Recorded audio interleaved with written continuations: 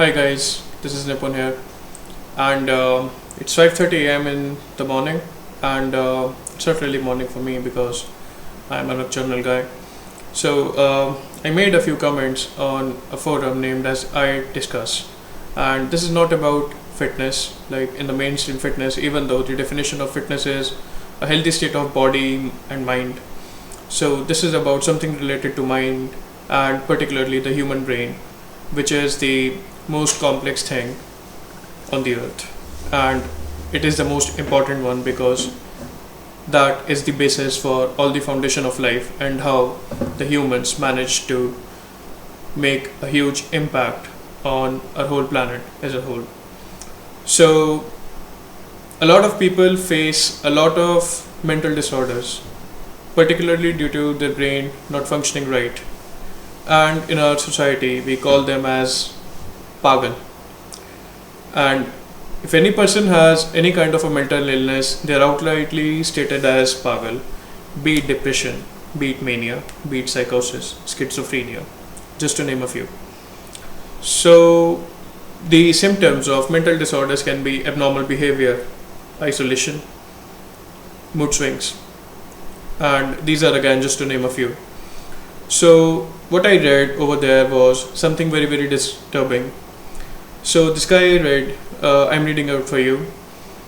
Do you guys believe in evil spirit possession and stuff? I myself do not believe or encourage this kind of stuff, but until I see one of my neighbor's case. She's 26, working as a CA, chartered accountant, in a big firm. From the past few months, she's behaving abnormal, stuff like horror movies. Her family took her to Balaji as well. So Balaji is a place, primarily, I think they worship Lord Hanuman there. I'm not really sure, but it's called as Mehendipur Balaji.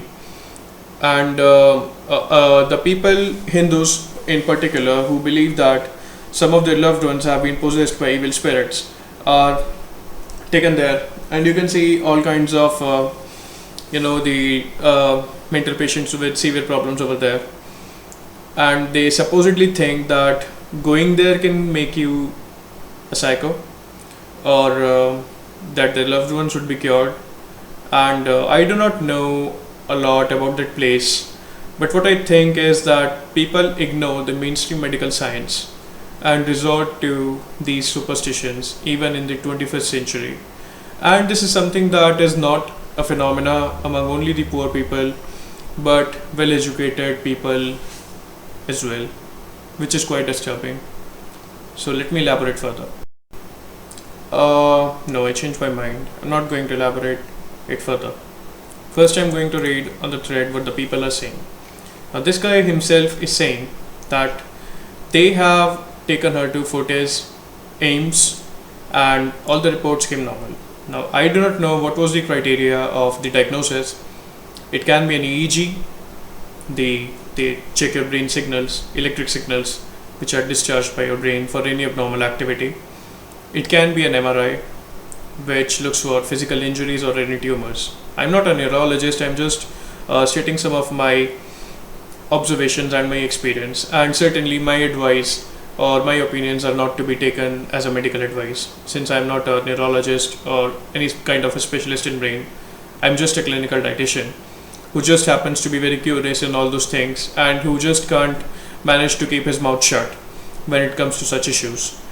And okay, so the people here are making all kinds of comments like चप्पल में गोबर लगा के सुंघा दो, गोबर वाली चप्पल देख के ही सही हो जाएगा सब. I do not know if it's a troll comment or not. It is saying that for the people who don't understand Hindi, put a slipper inside cow dung and make the person smell that, and that is going to cure everything. And people believe in a lot of stuff, in a lot of stupid stuff like drinking cow urine, and like somebody who has had a seizure or a heart attack stuff something into their mouth like a very bad smelling shoe or something to wake them up from a seizure. I myself being a patient for the same, I'm going to elaborate further on how this practice is wrong. particularly when somebody has had a seizure, their breathing stops for a moment, and that is why their faces go pale. And if they have any chances of recovering from that seizure, getting their supply of oxygen back, you are doing more harm than good by indulging in such a stupid practice, because that is obviously not going to help them breathe, and certainly you are putting them more at a risk of death rather than making them recover from the seizure itself, because the person is going to regain conscious on its own. Let's read further. People are saying it could be depression, obsessive compulsive disorder, which I do not think anywhere fits here. And then people are saying that science does not have authentic proof, or I must say experiments to perform, which can deny paranormal science and vice versa. I do not think why he thinks that paranormal activity is even a science. I mean, how can that be just a thing? I'm being funny over here. Like, there is a series called that. Why is it such a thing? And they discuss a lot of things over there. But now let's get back to the topic. I'm really sorry. I just tend to deviate from the topics. And give her some weed, and she will come back to her senses. I do not know a single person who has ever come to their senses back with the use of a recreational drug. So I would consider that as a troll comment as well. Okay, now the people are talking about the Babas and the Hakims, who have some kinds of magical pills or potions which can cure people. And by the way, a lot of these people are just charlatans, they're cheats, and they mix the mainstream medical drugs into their what they call as a bhasm, which is nothing but a powdered mixture. And they make you think that they have cured you through their bhasm, which has mainstream medical ingredients in it and the drugs in it.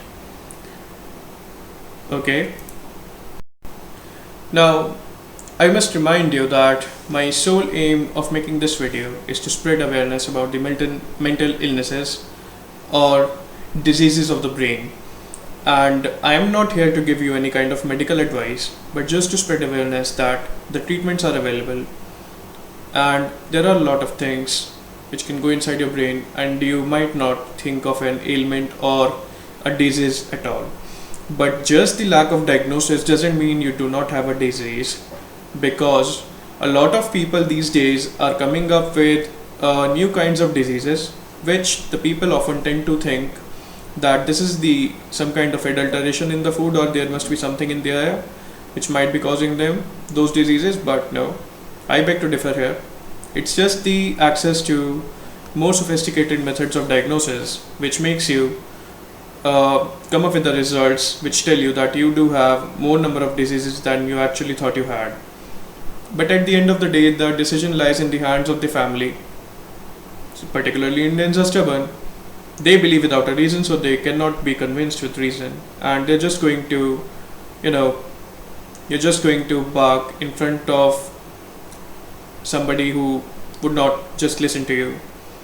And then people have a taboo problem, like they would never want to visit a psychiatrist or a psychologist, because they think that seeking medical help for your brain classifies you as a mental patient who needs to be locked up in an asylum and who is thought of as a pagal, which is the simple, I do not know what to name it in English but it's a very broad term, and it just means that you are somebody not in your own senses and you need to be locked up in an asylum and tied. So people go visit these places where they do not know what's happening, or they just simply leave their loved ones over there. Now, apart from the idea of not giving them the sophisticated methods of treatment, there are lots of things that go on there. The patients are not treated properly because they might not have their self-awareness at all, or diminished self-awareness. But that does not give any right to the authorities to mistreat them. Now the next concern is that there are too many patients but not enough facilities available, because it's a chicken and egg question. Are there enough mental patients, or are there enough mental institutions to take? Are there enough mental patients, or are there enough mental institutions meant for mental patients? So the lack of either is going to hinder the whole system, and there is going to be an imbalance between the both, and it often lies against the favor of the people who actually want treatment. But there's more to this side of the story, and one day you might just leave one of your loved one over there, hoping that they would get fine, they would get treatment, and they are being tortured over there with electroconvulsive therapies in which they give electric shocks. You might be familiar with, you might have seen it in popular culture, and that is the most extreme thing and a final resort to make some kind of a permanent damage to your brain, which hopefully just shuts down that part of brain which is causing the problem. But it often does more harm than good, and it should be the final resort which is just loosely thrown around in these kind of institutions, because you're not going to monitor them, and the doctors have the free will to do anything they want. But someday you might get the news that your loved one died, and it might not be a death at all. They might have been murdered for organ transplant and organ harvesting. And yes, this stuff happens a lot. And the incisions might be so precise that you might not be able to figure it out.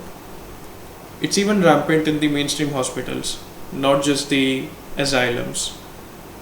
And I am a gamer, and I played this game, Hitman, in which a doctor runs an underground medical facility in an asylum, not only for organ harvesting but also for cloning of people. And he tried to make the perfect assassin.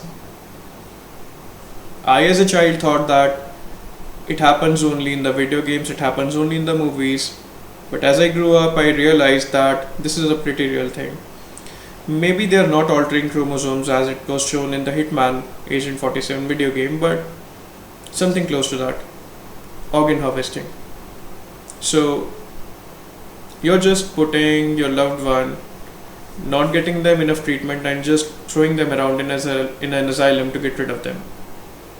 And more often than not, I just came across this information that a lot of people who are put into the asylums and they're cured, their families never bother to get them back, because they think that they're more of a liability than a family member.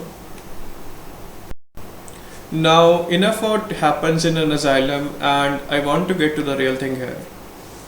A lot of people have depression, but they don't really understand what depression is.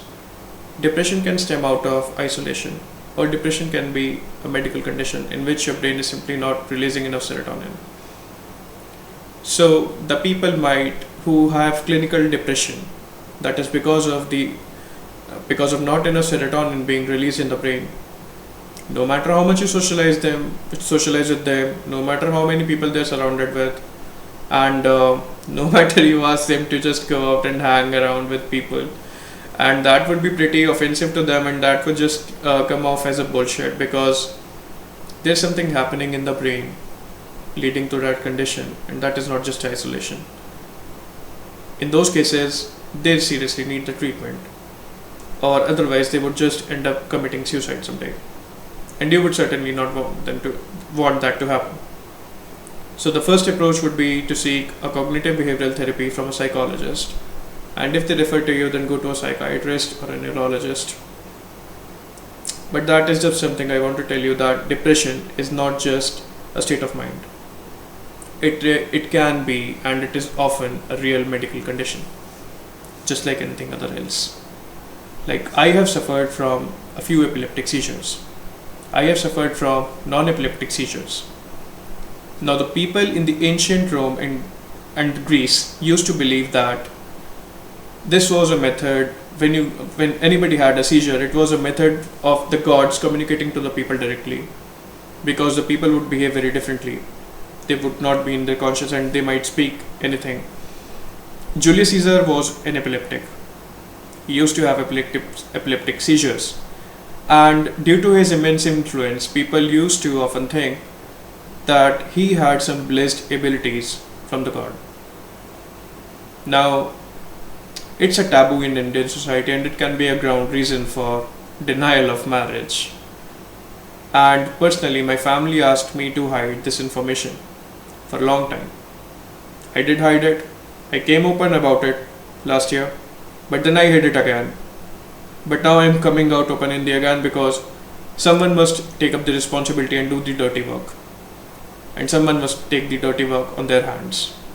I do not care what anybody thinks of me, but for all the other people who are having somewhere or the other something fucking up their brain, I would certainly want them to benefit, even if this comes at the cost of my own personal social life.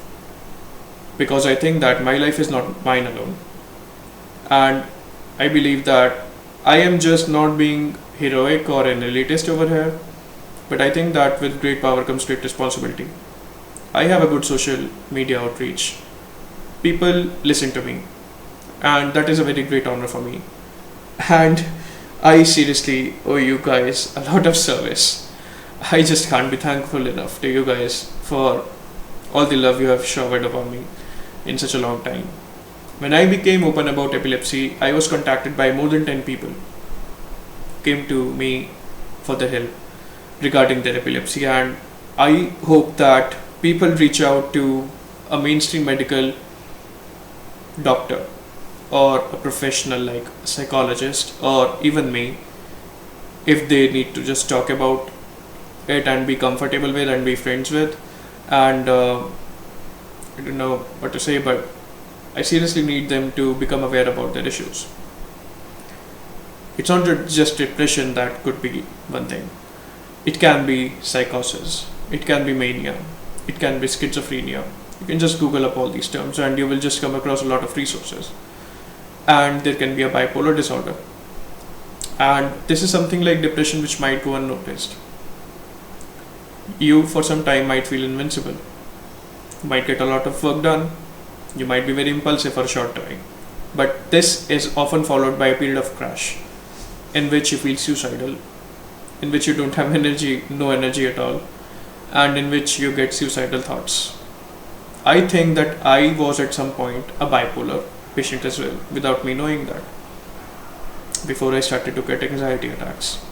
Lyle McDonald, one of the most genius minds on nutritional science, was diagnosed with bipolar disorder, and for a long period of time he actually literally abused people. He trolled the heck out of them, and since he's a genius, he had the immense ability to offend anyone in just a few seconds beyond their imagination, because he had great powers. He has used his powers in productive ways and written gems of books, but he often ended up mischannelizing his energy, and he issued an open apology to the internet. So that's one thing. His bipolar order was extreme, and he underwent a treatment for around 1 year. I am on mood stabilizing drug called as lamotrigine as a part of my treatment for the seizures, because a lot of excitement and a lot of activity in my brain can trigger a seizure as well. But this is not just one drug that I'm on, but this is not only an epileptic drug, anti-epileptic drug, but also mood stabilizer. I feel a lot better, I feel a lot calm and focused, and I'm able to function better in my personal life. I'm not impulsive as before. I do not know if these are the effects of these drugs or I have simply matured, but I just want to raise awareness that if you have a problem, the medical science might not have the answers to all the questions you're looking for, but it is certainly going to make a lot of difference in your life. So what I want to tell you is that do not be afraid of admitting that you might potentially have a mental disorder. You do not need to speak to your family about this. Just walk up alone to a psychologist or a psychiatrist and discuss your issues with them. Take several opinions, because these guys are very hell-bent on recommending drugs.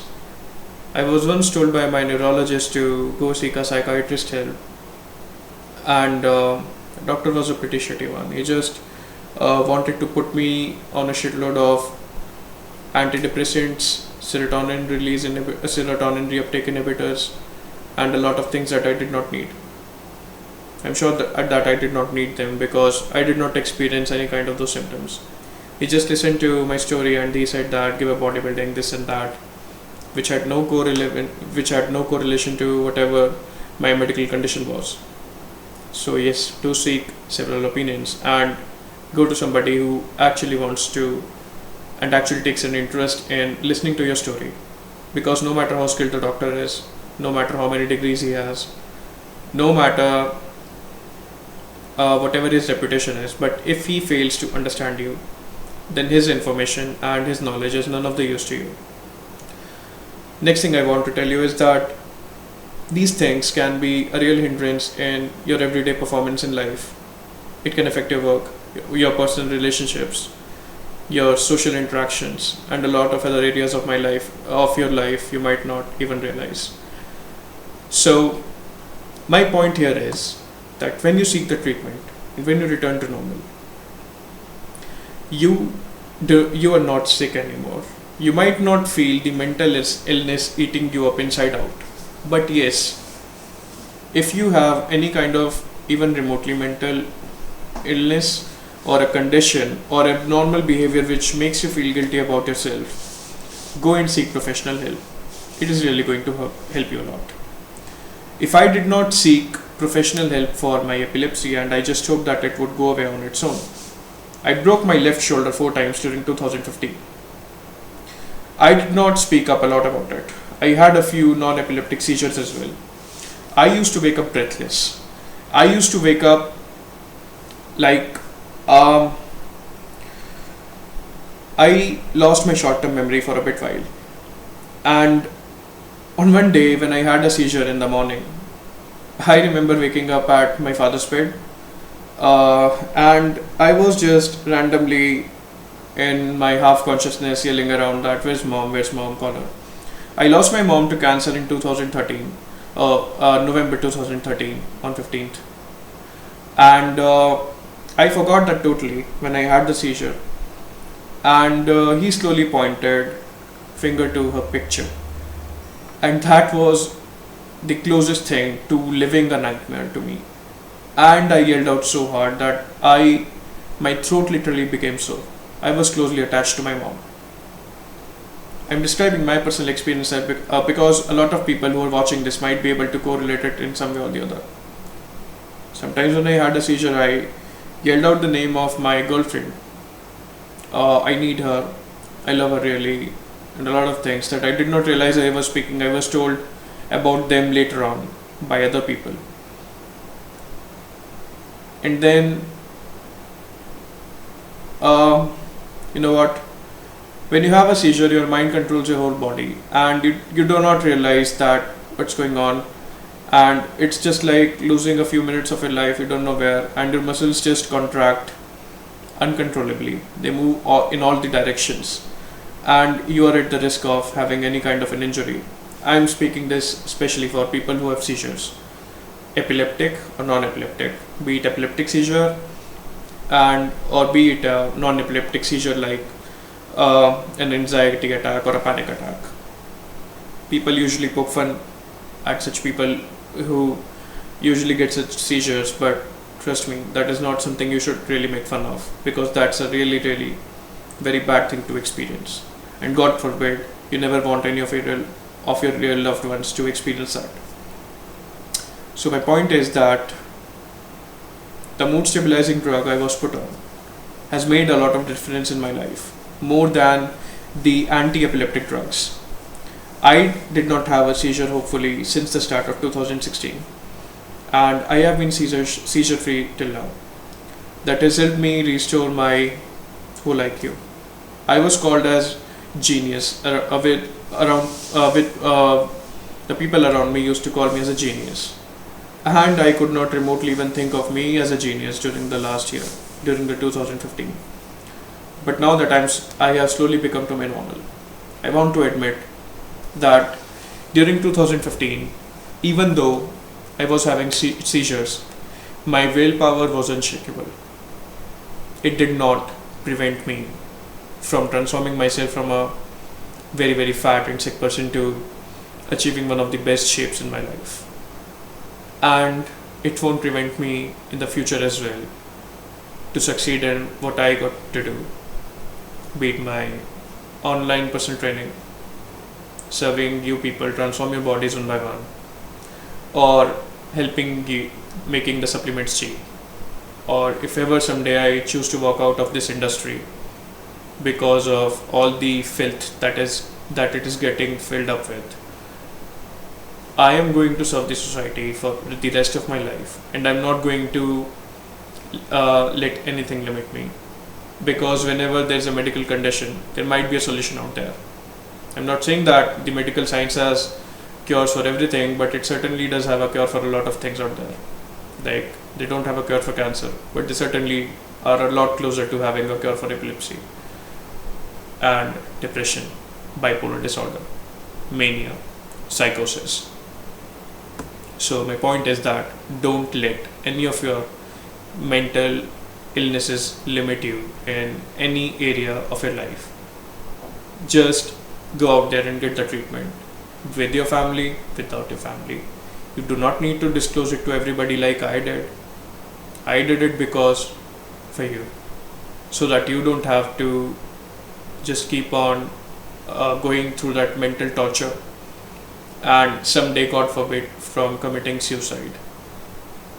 So here are a few of my confessions about my own conditions and what's happening around in the society.